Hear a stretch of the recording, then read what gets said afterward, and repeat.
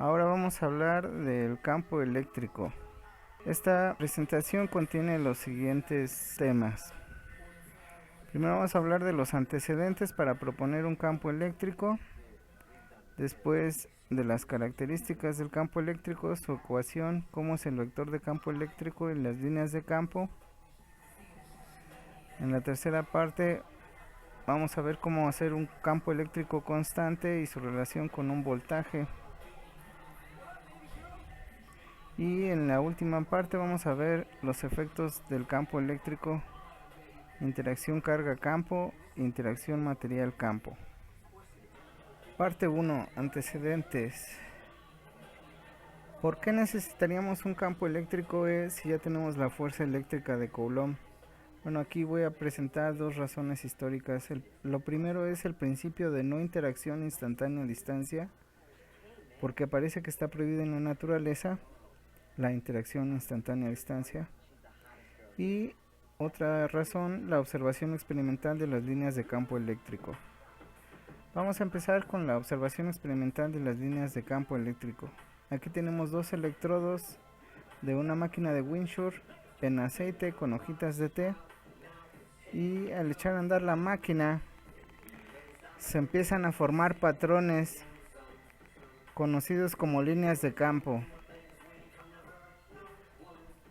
Aquí tenemos un acelerador de partículas Van der Graaf que nos indica que una carga sola de un solo tipo de carga también tendría líneas de campo. Este acelerador Van der Graaf se carga con un solo tipo de carga.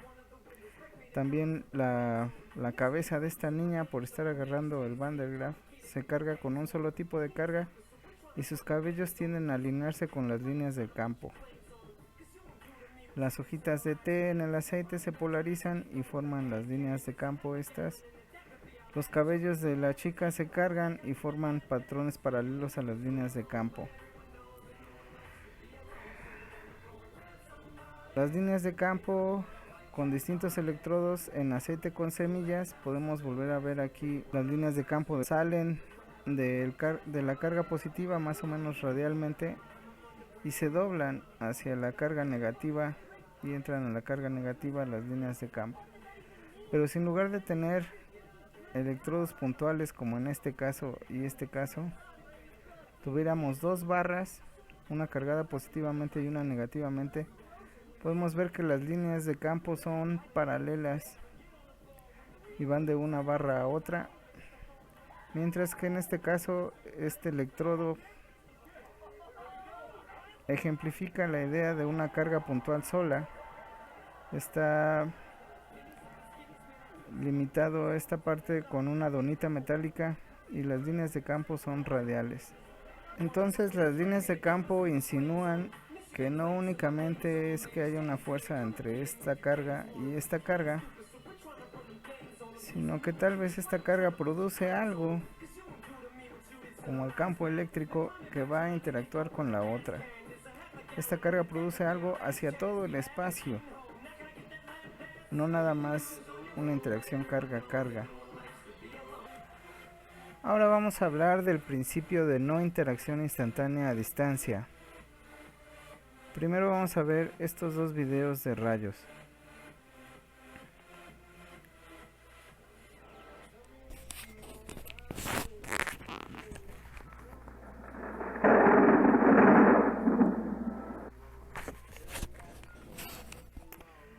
En este video el rayo cae como a 2 kilómetros y el sonido tarda como 6 segundos en llegar hasta nosotros. Vamos a ver este otro video en el cual en un experimento se obliga a que caiga un rayo como a unos 300 metros y se puede ver que el sonido llega después de un segundo.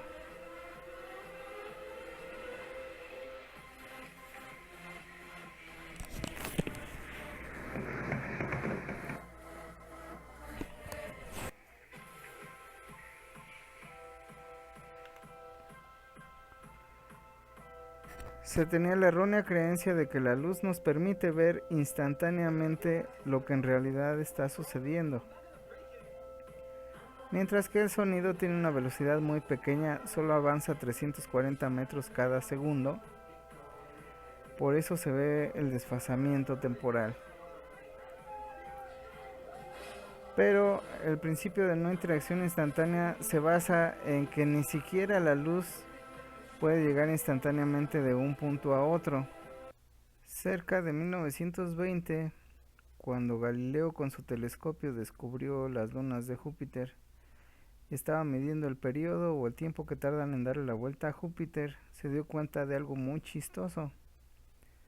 Si cuando la Tierra estaba más o menos entre el Sol y Júpiter, medía el tiempo que tarda Io en dar una vuelta, que es como de 43 horas, si 3 meses después lo volvía a medir, cuando la velocidad de la Tierra es casi paralela a la línea de visión, entonces había un retraso en la luz de 15 segundos. Esto se debe a que la Tierra viaja a 30 kilómetros por segundo, mientras la Tierra caminaba 43 horas, salía de nuevo la luz de que Io había completado una vuelta y tenía que avanzar este tramo extra, el tramo que la Tierra avanza en 43 horas. La luz lo debe avanzar en 15 segundos. Galileo se murió tratando de demostrar su idea, midiendo experimentalmente la velocidad de la luz en la Tierra, lo cual hasta hoy no se ha podido hacer. En 1676, un tipo llamado Römer usó estos datos de las observaciones de Io y llegó a la conclusión de que la velocidad de la luz debe ser 3 por 10 a la 8 metros sobre segundo o 300.000 kilómetros sobre segundo. Entonces, no te das cuenta inmediatamente de que la luna llegó a donde debería llegar. La luz, incluso la luz, que es la cosa más tenue en la naturaleza, tardó 15 segundos más en llegar, entonces tú observas un retraso. Ok, entonces el error teórico en la ley de Coulomb es pensar que las cargas, en cuanto aparecen, instantáneamente interaccionan entre ellas con esta fuerza. El mismo error estaría para la ley de gravitación universal de Newton. Si de repente el Sol desaparece, la Tierra se debería ir libre en línea recta y a velocidad constante al infinito y más allá.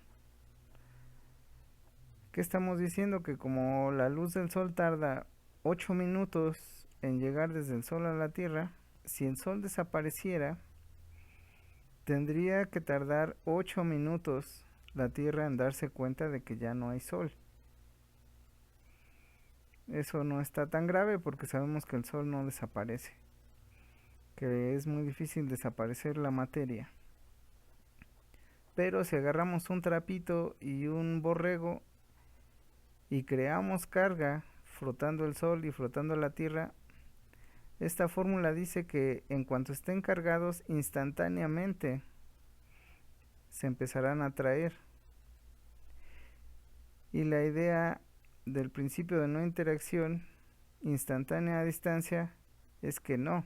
Se deben tardar 8 minutos en darse cuenta de que el otro está cargado y luego interactuar. Entonces, el principio de no interacción instantánea a distancia prohíbe la teletransportación, porque la teletransportación implicaría que la información se puede transportar de un lugar a otro muy lejano instantáneamente, y ya vimos que no lo puede hacer ni siquiera la luz.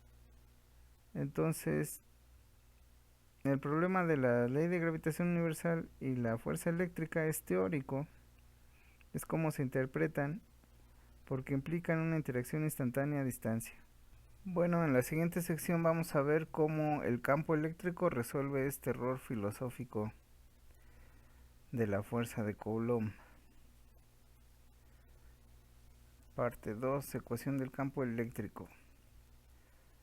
A pesar del error filosófico, la fuerza eléctrica es numéricamente correcta porque la apoyan los experimentos. Entonces se les ocurrió que todo esto que está en el rombito rojo, K por Q1 entre R2, le vamos a poner por nombre el campo eléctrico producido por la carga Q1, y que en cuanto nosotros creamos la carga, esta carga, ya sea que se cree por fricción o por inducción o lo que sea, en cuanto la carga se crea, empieza a salir de ella un campo eléctrico que se esparce en todas direcciones. Si es positiva le sale el campo eléctrico y si es negativa le entra el campo eléctrico. Pero este campo, supongamos que está rodeado por una esfera de campo. El radio de la esfera empieza a crecer a la velocidad de la luz, de tal manera que la esfera crece avisándole a todo el universo que aquí hay una carga dentro de la esfera en medio. Si ponemos una carga de prueba y si el campo no ha llegado hasta la carga de prueba, entonces no hay fuerza todavía porque el campo no ha llegado. La fuerza, cuando la haya, sobre la partícula con carga Q2, valdrá el campo producido por la carga Q1 multiplicada por la carga Q2. Este sería el campo por la carga Q2. Entonces, para que interaccionen la carga Q1 y la carga Q2, el campo de la carga Q1 tiene que crecer hasta llegar hasta donde está la carga Q2. Esa es la nueva idea filosófica, que al crearse las cargas, el campo eléctrico empieza a salir de las cargas, que va viajando a la velocidad de la luz, y todo lo que está dentro de la esfera donde ya hay campo puede interaccionar con la carga, pero lo que está más lejos no. Con esta fórmula se puede calcular el valor del campo eléctrico en cualquier punto del espacio. Supongamos que tenemos una carga Q1 y queremos calcular el campo producido por esa carga en este punto P. Entonces, si la distancia de la carga Q1 al punto P es R, se meten en la fórmula los valores de Q y de R, se obtiene la magnitud del campo eléctrico. Pero el campo eléctrico es un vector que va en la dirección de la línea que une a la carga y al punto. Si la carga es positiva, el campo se aleja de la carga, y si la carga es negativa, el campo va hacia la carga.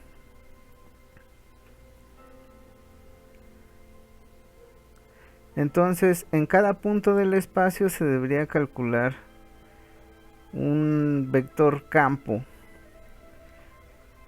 y conforme te alejas, la magnitud del campo disminuye como 1 entre R cuadrada. Entonces es muy difícil calcular una flechita en cada punto del espacio. Aquí podemos ver que la carga positiva, el campo se aleja de la carga, y la carga negativa, el campo va hacia la carga. Pero si pusiéramos demasiados puntos en este dibujo, las flechas se empezarían a encimar.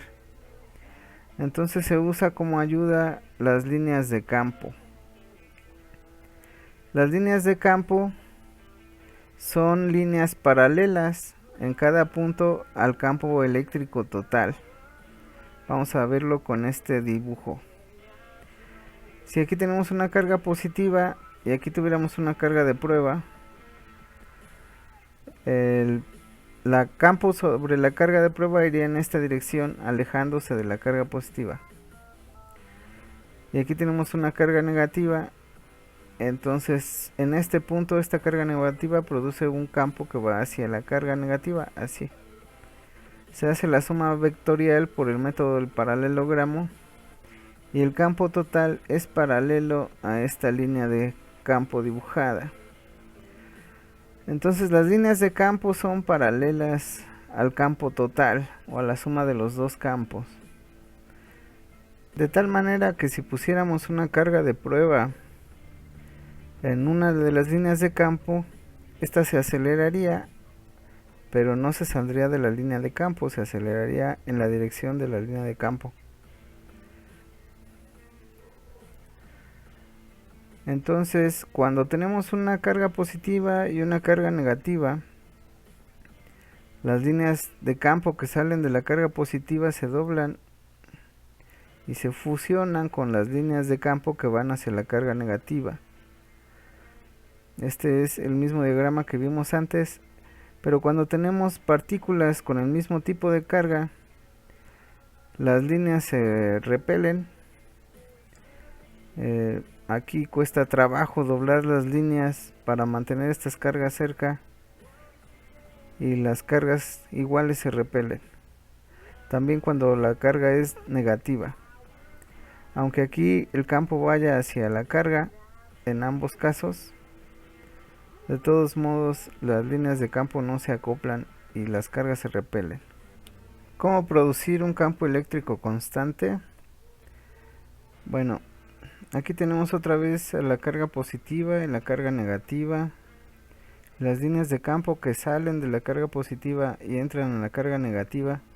Podemos ver en este plano medio que en este plano el campo eléctrico va hacia abajo, o sea, tiene dirección constante hacia abajo. Aquí podemos ver que sobre una línea en general el campo va cambiando de dirección. Pero si nos fijamos en la parte más cercana, las líneas parecen ir directamente de la carga positiva a la carga negativa en esta región de aquí. Entonces se les ocurrió cargar positivamente una placa de metal, ponerle muchas cargas positivas, y a otra placa de metal ponerle muchas cargas negativas, de tal manera que se tenga un campo que va directamente de las cargas positivas a las negativas. Con esto se obtiene un campo que tiene magnitud y dirección constante entre las placas, que se llama campo eléctrico uniforme. Aquí podemos ver la foto del experimento con las hojitas de té, donde entre dos placas de metal las líneas de campo son paralelas y van de una placa a otra placa. Entonces vamos a usar este diagrama para representar un campo eléctrico uniforme, una placa positiva y una placa negativa, y en cualquier punto entre estas placas el vector campo eléctrico tendrá la misma magnitud y dirección, y estas líneas que están aquí, o estas flechas que están aquí, son líneas de campo. Ok, se puede crear un campo constante conectando una pila a unas placas, como en este diagrama. Se tiene dos placas de metal cualquiera, se conecta a una pila y este cátodo cargado positivamente se chupa todos los electrones de esta placa, dejándola cargada positivamente. Después este otro cátodo, que es fuente de electrones, le salen electrones para irse a la otra placa, porque a los electrones les gusta estar cerca de las placas positivas, produciendo así una región con un campo eléctrico constante. Supongamos que el voltaje de la pila es V y que la separación entre las placas vale L. ¿Cuánto vale el campo eléctrico? Pues E es igual a V entre L. El campo eléctrico entre las placas es igual al voltaje de la pila entre la distancia de separación de las placas.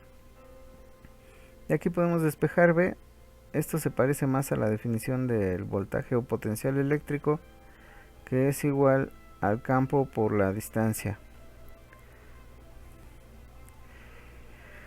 Y ya que sabemos cómo producir un campo eléctrico constante, vamos a estudiar los efectos del campo eléctrico.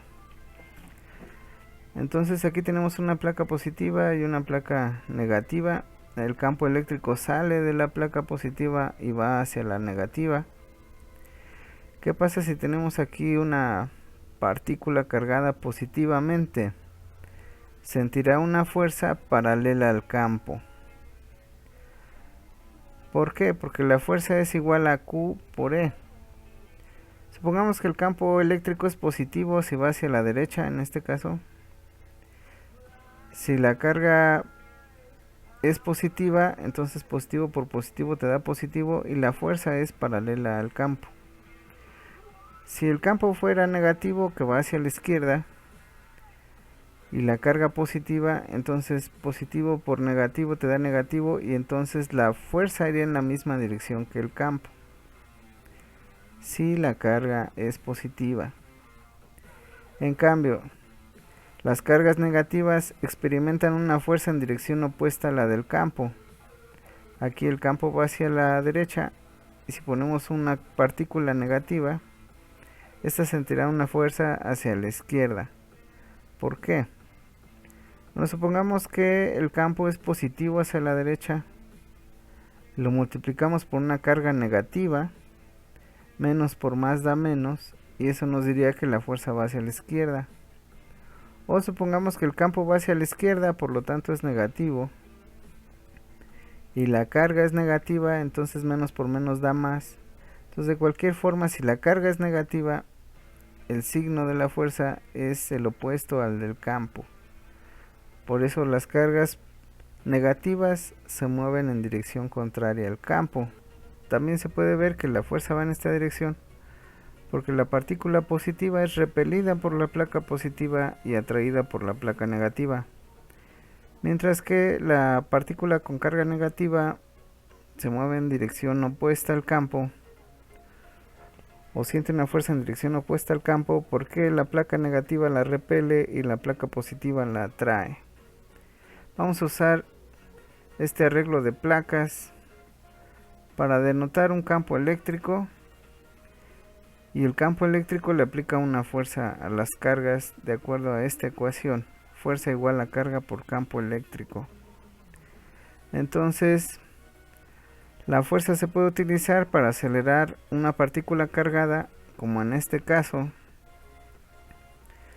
donde se tiene una placa negativa y una positiva y se acelera un electrón para que choque con la placa positiva y produzca unos rayos X. O se puede usar para cambiar la dirección de la velocidad. Entonces si aquí tenemos un electrón que va entrando a una zona con un campo eléctrico constante, esto ocasiona una desviación parabólica de su trayectoria. Eso se puede usar para un acelerador de partículas, por ejemplo. Y aquí tenemos un tubo de rayos catódicos que usa las dos cosas. Un par de placas cargadas para producir y acelerar un haz de electrones y otro par de placas cargadas para cambiar la dirección del haz de electrones. Este era el principio de un cinematoscopio. Bueno, ya vimos qué le pasa a las partículas cargadas que entran en un campo eléctrico. Ahora vamos a ver cómo interacciona un campo eléctrico con un cacho de material. Entonces, al meter un material dentro de un campo eléctrico, el material se polariza. Vamos a ver primero el caso de un dieléctrico. Esto es un material que no es conductor. Entonces el material se polariza porque se alinean sus moléculas o átomos. La alineación no es perfecta, pero aparece de un lado un sobrante de carga negativa y del otro lado un sobrante de carga positiva. Entonces imaginemos que este cacho de material es este rectangulito azul. De este lado está cargado negativamente, de este lado está cargado positivamente. Entonces de la carga positiva a la negativa sale un campo eléctrico inducido dentro del material, al que le vamos a llamar campo eléctrico interno. El campo eléctrico formado por las placas le vamos a llamar campo eléctrico externo.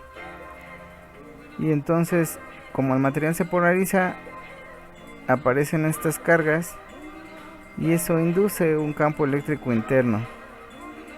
El campo eléctrico total dentro del objeto es igual al campo externo menos el campo interno. El campo interno siempre va a ser de menor magnitud que el externo, en estos casos como vemos aquí, y entonces el campo total tendrá una magnitud que va entre la del campo externo y 0. Vamos a ver un caso más especial. ¿Qué pasa cuando metemos un metal dentro de un campo eléctrico? Pues al campo eléctrico que hacemos con estas placas le vamos a llamar el campo eléctrico externo. Al meter una esfera de metal en el campo externo, los electrones libres del metal sienten una fuerza que los empuja hacia la izquierda. Por lo tanto, se hace un exceso de carga del lado izquierdo negativo. Entonces, de este lado le faltan electrones y se hace un exceso de carga positivo. También se genera un campo interno dentro del metal inducido por esta diferencia de cargas. Entonces el campo total dentro del metal sería igual al campo externo menos el campo interno. Como los metales tienen electrones libres, mientras el campo total sea distinto de 0, va a seguir reacomodando los electrones hasta que el campo total se haga 0. En el momento en el que el campo externo y el campo interno se anulan o son de igual magnitud, entonces aparece esta ley antigua: el campo dentro del conductor es igual a 0. Es una ley muy importante. ¿Por qué es igual a 0? Porque el campo eléctrico externo y el inducido interno se cancelan. Entonces el campo total dentro de un conductor es igual a 0. Esto es muy importante. Aquí vemos una bobina de Tesla peleándose con un viejito, y el viejito no tiene para defenderse más que la malla del gallinero que tenía para sus gallinas, y podemos ver que el viejito va ganando. ¿Por qué? Porque este campo, estos rayos no pueden penetrar dentro de la malla metálica. Aquí tenemos un rayo que le mandó el dios Thor a un avión, pero como el avión está construido de aluminio y es conductor, el rayo no puede entrar al avión, porque el campo eléctrico dentro del avión es igual a 0, y entonces al avión no se le descompone ningún aparato. Imagínense qué pasaría si Thor le avienta un rayo a Iron Man. Sería el mismo caso. Las cargas que le avienta el Thor al Iron Man no podrían penetrar la armadura. A este efecto se le llama jaula de Faraday. Y ese es el final. Uy.